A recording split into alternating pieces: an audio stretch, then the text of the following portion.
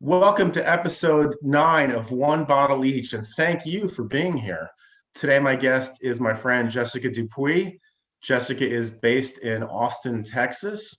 She contributes stories about food, wine, spirits, and travel to Texas Monthly, Forbes.com, and a list of other impressive publications. She's written a number of cookbooks, several of them are chef driven. Her latest book is Wines of the Southwest USA. Welcome, Jessica, and thank you for being here. Thank you so much for having me. I'm glad to be here. I know that you have a deep appreciation for wines of Texas and the Southwest. Did your love of those develop as soon as you were into wine because they were all around you growing up there, or did you get to them for some other reason, some other way along your journey? Yeah, well, it's that chicken or egg question, I guess. I mean, I've always enjoyed wine. When I was in college, I lived in Strasbourg, which is in Alsace, and that was kind of my first experience with wine. And by that I mean, like, my mom parents may have had a glass here or there, but for the most part, when I got to Strasbourg, it was like that was kind of something that was on the table all the time, and not in excess, just kind of like everyone always had a glass of wine. And even, I was given glasses of wine, and I'm like, this is really interesting. And so I'd never really experienced that. But in terms of turning it into a career, I started out as a food writer, and did a lot of work with Texas Monthly to begin with. And I would say a little over 10 years ago, my editor said, "Hey, listen, we love what you're doing so far, but I wonder if you would be interested in kind of figuring out if there's a story behind Texas wine. We hear about it, we know it's there. Is it any good though? Like, are there neat people that are making the wines? What's their story? Is it something that's going to stick around? What's the quality like? Things like that." And so she said that just wasn't something that she wanted to cover, but she'd love to see if we could discover something. So I started doing some research, and I started interviewing different producers in the area. And I found that I really liked them, and I found that I would taste some wines and like them, and then some wines that I didn't like. But what happened is I realized pretty early on, like, I don't really know how to put Texas wines in context, because I don't really have a handle on wines from the rest of the world. And so to me, as a reporter, it felt disingenuous to like, yeah, go drink these wines, but not really having any sort of authority on it. It didn't feel, like I should be telling Texans that it's okay to or not to, that kind of thing. Mm-hmm. So I started doing some sommelier certifications, not necessarily to become a sommelier that works the floor, but because it was a really great way to kind of put your feet to the fire and study the world of wine, learn about what's being produced, and then also taste quite a bit. And so through that, I was able to kind of get an idea for, okay, this is what this should taste like. Here's what it tastes like when it's grown in Texas. Is there a good cross-check there? What's different about it? What's good about it? In particular, I had to study and learn about faults and understand what makes a good complete wine versus a not good complete wine, incomplete wine. And so, that's been happening over the past decade. We did discover Texas wine is definitely worth talking about. It's exciting. There's a lot of new things that are happening, particularly within this past decade. So I kind of feel like I've grown up with the industry, if you will. But it definitely took a little bit of some research on my end to make sure that I could say that with good confidence that there are some great Texas wines to enjoy. Well, absolutely. It sounds like you did all the work to be able to find out if you were reasonable in being an advocate for those wines. Right. Yeah. It was a lot. But it was really fun too. I mean, the favorite part about my job, whether it's in food or wine, is meeting the different people and understanding the stories behind the players, and then trying to tell that story. The trick here is that they've got a product attached to them. So I may like them, but if they're making bad wine, that doesn't mean I should be writing about them, or if they're making really great wine, but I don't necessarily like them, that also shouldn't matter. It should be about telling Texans or anyone outside of Texas some of the good wines that they should be checking out, Correct. It is true. It's definitely something that I think we all have to learn when we start, or had to learn when we started writing about wine, is separating the wine from the personalities Right. and from the people. You can tell their story, of course, but separating, like you said, whether you like them, don't like them, versus whether the wine's good or bad. Right. So your latest book, The Wines of Southwest USA, Yes. is this your first, I believe this is accurate, your first book that is focused on wine? Yes. It is. It's okay. So it's reverse camera work. But yeah, this is my first book on wine. So I've done cookbooks, which I love to do, and that's super fun. I love kind of the history behind food and why people eat what they eat. But this was the first kind of deep dive into just wine and the regions that make up the Southwest, which obviously it does include Texas. But it was the first kind of, it's more, I mean, it's a helpful consumer book, but it's also a little bit academic in terms of the way that it's approached. So, yeah. Is it a project that you've wanted to work on for a while, or did it just, when you started working on it, it just came to you at that point in time? Yeah, I mean, so I've always had in my mind that I would probably write a book on Texas wine, and I think that will also still happen, just in a different way than this book. This project came to me actually it's like a big assignment that I was given. So it's published by a group called Infinite Ideas that's based in the UK. And they have what's called the Classic Wine Library. And most of their books so far have been about kind of iconic wine regions like Germany and Cognac and Bordeaux and Burgundy. They just have one just on the Côte d'Or of Burgundy. And then some emerging regions, or not emerging, but maybe lesser understood regions like the wines of Greece or the wines of Georgia.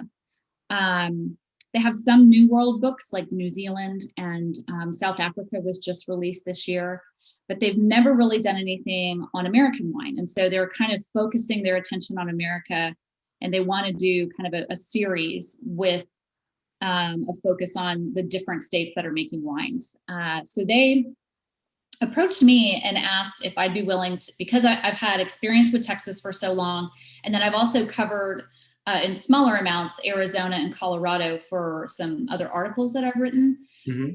And so they asked if I'd consider doing the wines of the Southwest. So this encompasses Texas, Arizona, Mexico, and Colorado. And interesting, it's the first in this series. And as I was researching it, I realized it's pretty perfect to be the first in the series, because technically this is really the birthplace. This region is the birthplace of where Vitis vinifera was planted in the United States. So we tend to immediately go to California when we think of where did wine really start in the U.S. But in actuality, the first vines from Europe were planted in New Mexico and also right on the border of Mexico and Texas in the 1500s. So long before we had Vitis vinifera in California. What was first planted there? They believe it was the Mission grape. And so it's got a couple of different names in Spain. Listan Prieto and Listan Negro are two kind of aliases, if you will.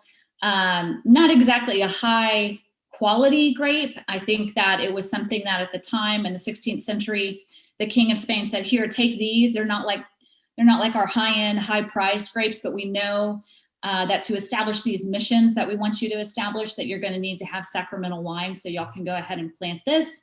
It'll make fine sacramental wine, but we don't need you to take over our financial income from the wines we already make in Spain." So they planted Mission grape.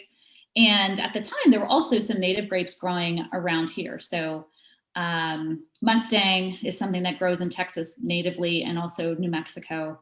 And then Black Spanish or Lenoir has grown here for a long time as well. So interesting. Yeah. So Mission, it's interesting because then in California, of course, they tend to make sweet wines with it, the little bit that's left, and then there's some in South America as well. Yeah. So País, exactly. And Criolla is what they also call it down in South America. So it's still It's still there in New Mexico. They still have some planted. I don't think there's any in Texas, but I know a guy who has just started making his own label in New Mexico, and he just this vintage released or has put together the first like mission. His first wine is going to be a Mission Rosé, so dry, totally dry. I'm really curious to taste it. So Yeah, that is really curious. There's actually one of my favorite wines made from the grape is in País in Chile, like, and it's a sparkling rosé. oh yeah, see that sounds Miguel perfect. Torres. Yes. Yeah, yeah. Okay. And it's it's for me it's a standard a wine that I always have a few bottles of on hand. So I'd be really curious when that comes out to taste it, because I do think it can make good rosé. So speaking of grape varieties, is there a more esoteric or less planted grape that just speaks to you personally? In this region or just in general? It could be in that region or it could be in general. Oh wow. Oh Like gosh. you're like little personal cult favorite. You know, the first thing that comes to mind is just like, especially again in Texas, going for wines that aren't super heavy and over the top in the warmer times of the year. And so, I mean, I love like grapes like Gamay and things like that, because that's just a red wine that you can keep chilled, a little bit and just Oh yeah. enjoy. It's not too heavy, but along those same lines, I really like Zweigelt a lot out of Oh yeah. Austria. That's one that's just kind of been a fun, playful summer. I mean, it's got a little bit more concentration than your average Gamay, but it has kind of that kind of lighthearted appeal to it as well. So that I'm trying to think. And you could certainly put that bit of a chill on Zweigelt, like you were talking about with Gamay. Yeah. Yeah, exactly. And I do. I mean, I just love doing that. So that's kind of fun. In Texas in particular, I've really kind of taken a shine to Pic Pool Blanc. Oh yeah. That's something that has done really well here. And it's made me want to actually revisit, or not that I've ever visited, but like really kind of taste some different wines from the south of France that have Pic Pool Blanc as at least, the lead in a blend or a single variety wine. Just because of its great kind of vivacity and vibrancy in the glass. Yeah, I think it's a terrific grape. I actually tasted some really interesting examples a few years back in Lodi. There were a few people, Cool. Yeah, that makes sense. which Yep. is, which was a Yeah. surprise. I wasn't expecting that when I got there. Right. Yeah. Yeah. I think there's, I mean, and especially when you look at grapes that are being planted in the Southwest and places like Lodi and things like this, right? Like we think California and we think, okay, Napa, Sonoma, this is what you get, but even in Napa and Sonoma, there's people that are planting some things that you may not expect. And then certainly throughout Paso, Lodi, they've kind of gone onto the fringes of doing other things. So you hear about more Rhone varieties and things like that. And in the Southwest, that's what's happening. It's a lot of Rhone varieties, a lot of Italian varieties. You'll see things like Terraldigo, but then you'll also see things like Vranich. You know what I mean? And you're just like, okay. Yeah. So how much of that in Texas specifically is people simply experimenting or wanting to be different, or how much of it is trying to figure out still what works on my property? Yeah. I think right now, if you're a real player in the Texas game, you have a level of, you want to still do some experimenting because you realize that not everything's been determined yet. And then there's also a part of you that's like, I need to focus on what we have discovered as being really good. So historically, the modern Texas wine industry, when it kind of got going in the late 70s, everyone was still trying to emulate what California was getting a lot of press for, and what worked well in just the general retail market. So it was Bordeaux varieties and some, Burgundian varieties, so like Chardonnay, but it was mainly like Cab and Merlot. And we can grow those things here, but we're not going to be the next iconic region for those things.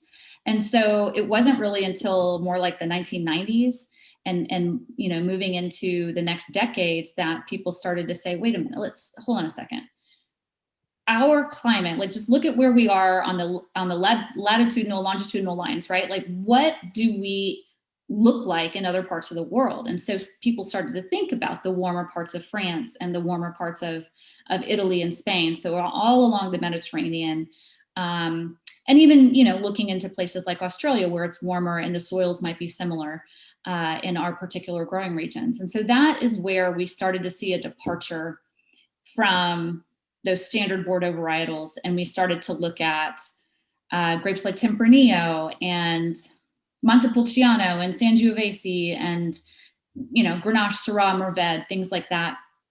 And so now you've got people that are wanting to kind of hang their hat on some of these warm climate varieties that definitely have worked.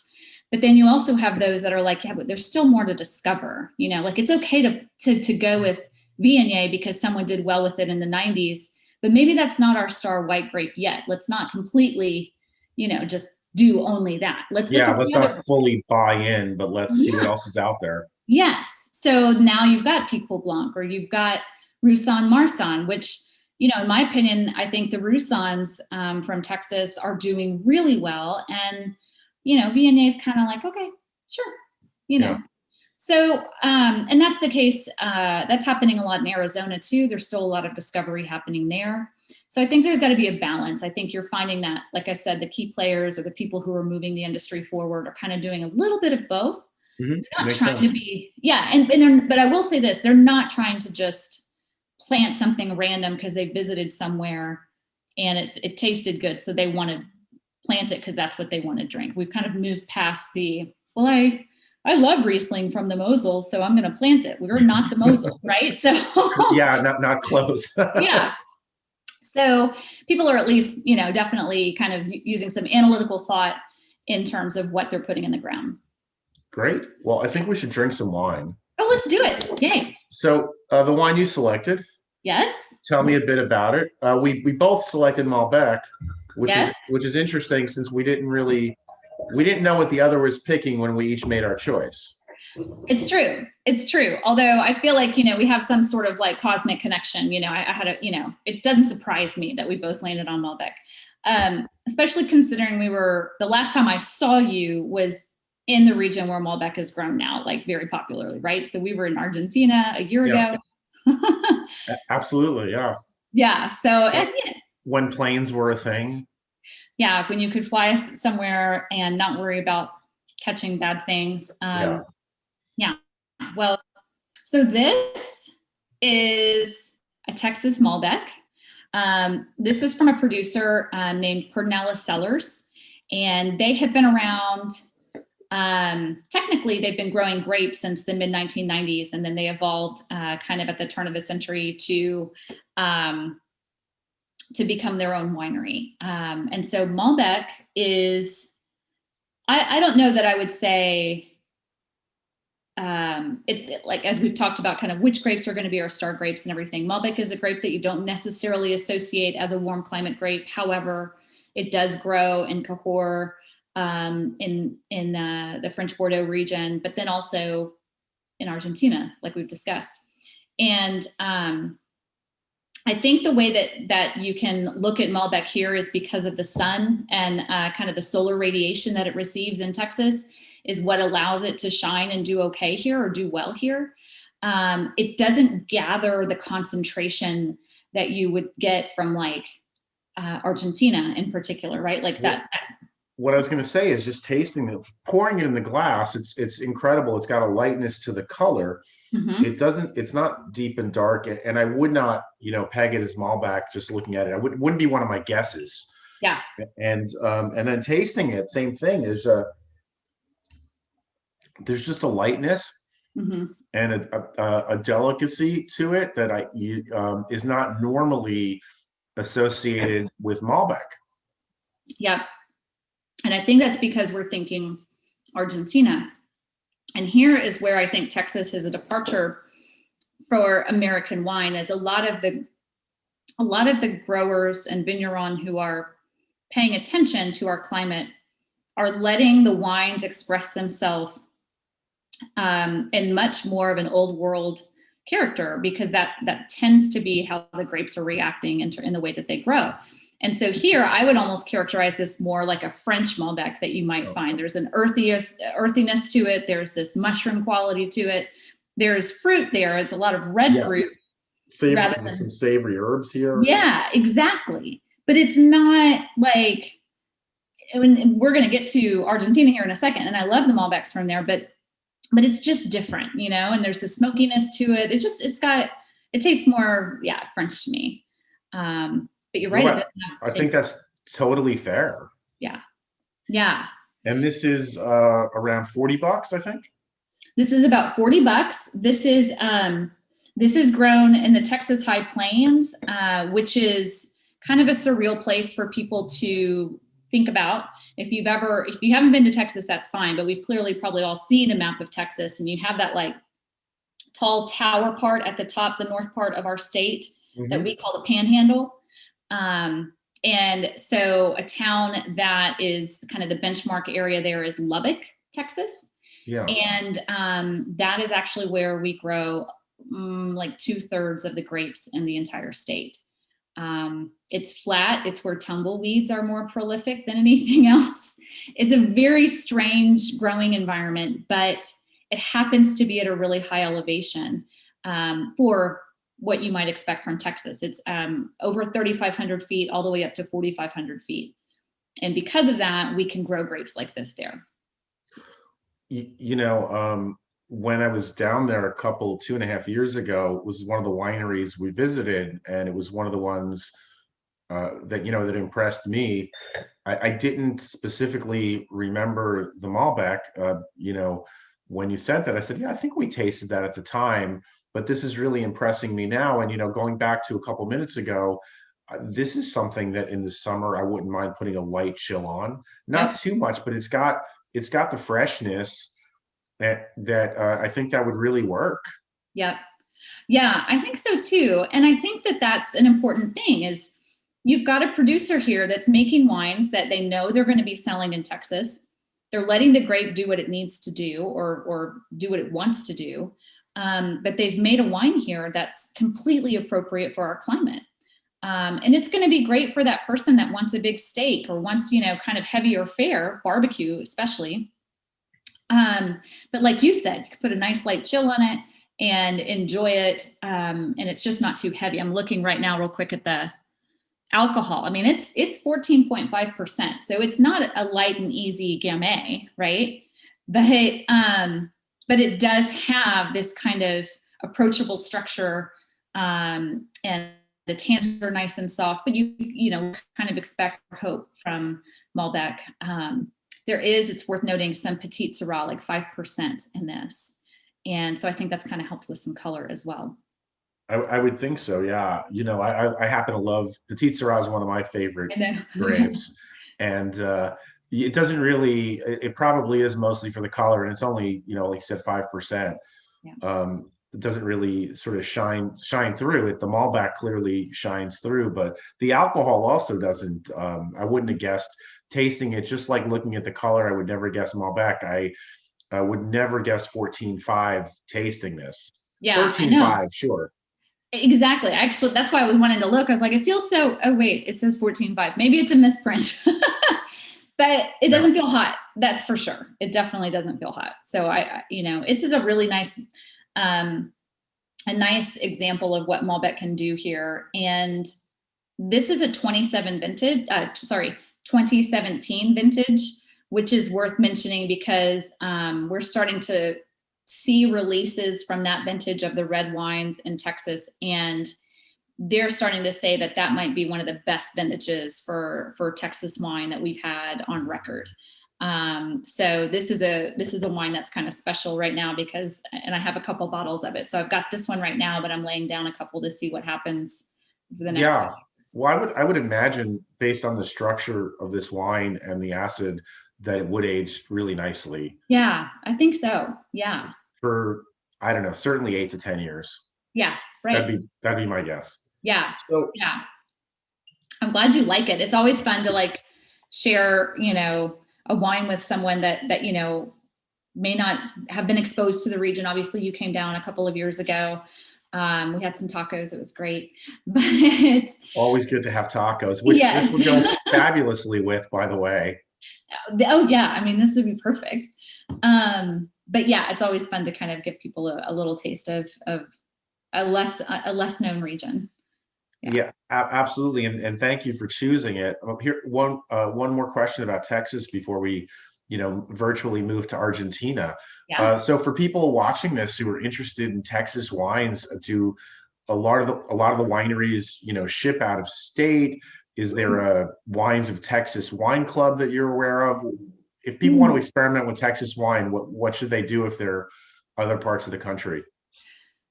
Wow. So, gosh, there should be a really great Texas wine club that, ships all sorts of Texas wines out there. I know that a few people have tried to do that, and there's still a couple of ideas in the works. But as of yet, right now, your best bet is to just go to the individual wineries. And most of them do ship out of state. Of course, there are a few states that are still tricky across the board. But, in this case, like for Pedernales Cellars, I would just go to their website and figure out, they usually have a list right there. Like, we'll ship here, but we won't ship here. Yeah. But I would go there. I mean, not to like shamelessly plug my book, but the number of wineries we have in the state of Texas is somewhere around 400. And that's a lot. So it's a little intimidating to try to discover what to do. And so with this book, this wasn't about trying to catalog every winery that's out there, but select the players who are kind of going to be taking Texas into the next chapter. And so there's a couple people in there that have some historical importance, but most of the people in there have like legit relevance right now and definitely pushing into the future. So it's a great kind of jumping off point to be like, okay, if I'm just going to start, which one should I start paying attention to first? And that's a great way to do it. Makes complete sense, and that was not a shameless plug at all. It's a very helpful plug. I mean, people should read your book, and especially if they're interested in, regions of the world or country that they might not automatically think of. And I think Southwest USA is still a place that not everybody's thinking about. So yeah, and especially for those in America that want to go do a road trip. I mean, what like we were talking about earlier, just that's kind of what's happening now. People are road tripping. So this would be a really great place to see the Grand Canyon, but then also maybe take in a few wineries along the way. Many opportunities for delicious tacos, which is perhaps most important. Yeah, it should be called the Wines and Tacos of the Southwest. Yeah. Get a little taco logo at the bottom. So we're going to move to Argentina at Tapiz Black Tears Malbec. And I chose this wine because, well, as you referenced, the last time you and I saw each other was in Argentina in Uco Valley. And so I don't know if it's going to come across, but the difference in the color between these two wines, it would be easy to almost fool somebody that the Texas one, if you just at a distance, that it could be, Pinot Noir or Gamay or something like that, something light. And there's no mistaking that this is Malbec or Petit Verdot or something inky. Right. And I wanted to pick something from one of the regions that you and I have had a chance to experience together on press trips. And I just thought, it was a year ago. We were there. Maybe if we drink some more Malbec from Uco Valley together, maybe the world will reset to original factory settings. Wouldn't that be nice? Oh my gosh. Well, this wine, interestingly, same alcohol, so 14.5. And yet, so the single vineyard San Pablo, which is, we were there. I mean, that's so cool. We were right there. Right. What I thought that one of the things that I thought was so interesting when we were there was how much, not that it's not true other places, but how much the Malbec really varied by elevation. Yes. And so that was, one of the things I was like, hey, let me get, like one with some elevation on it. Anyway, so what do you think of this wine? I really like it. And I think, so it's saying here that it was grown at 4,200 feet.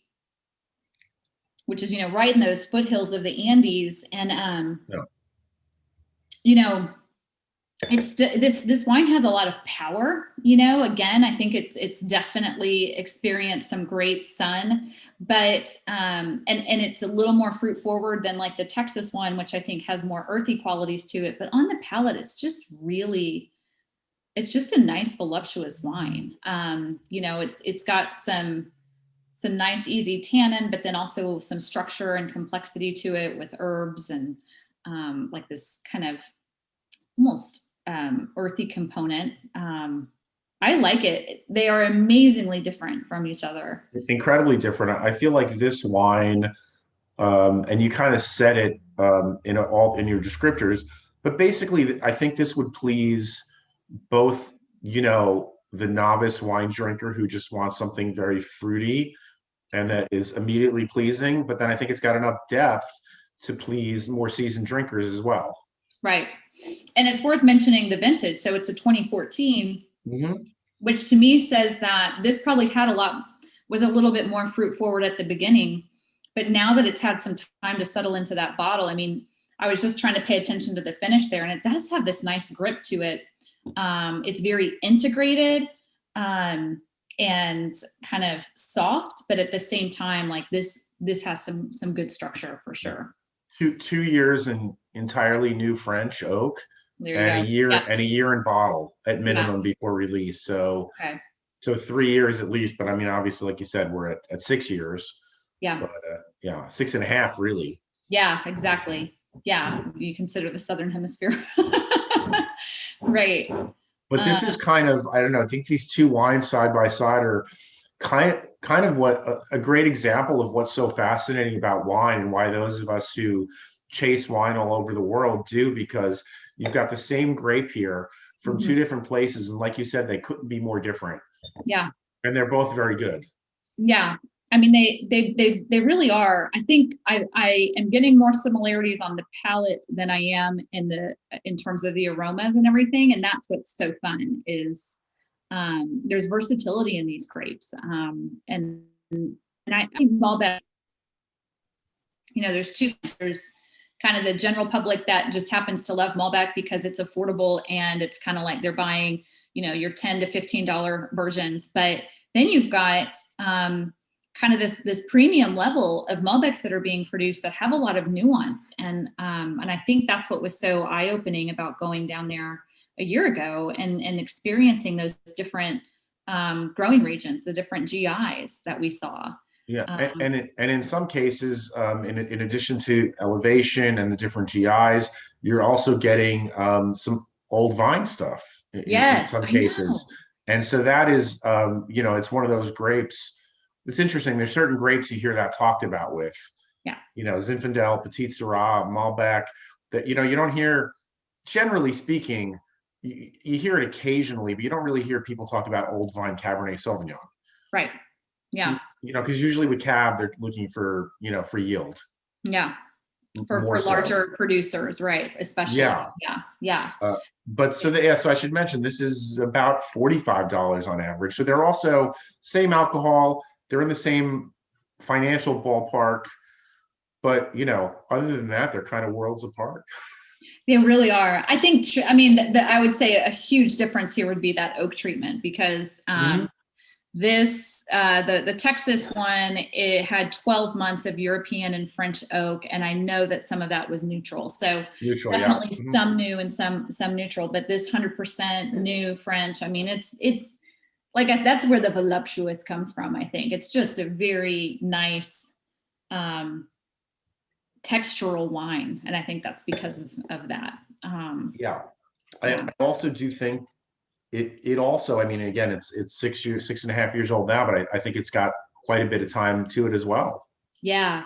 Oh, for sure. I think so too. But for now, let me say thank you very much. Yes. Okay. Cheers.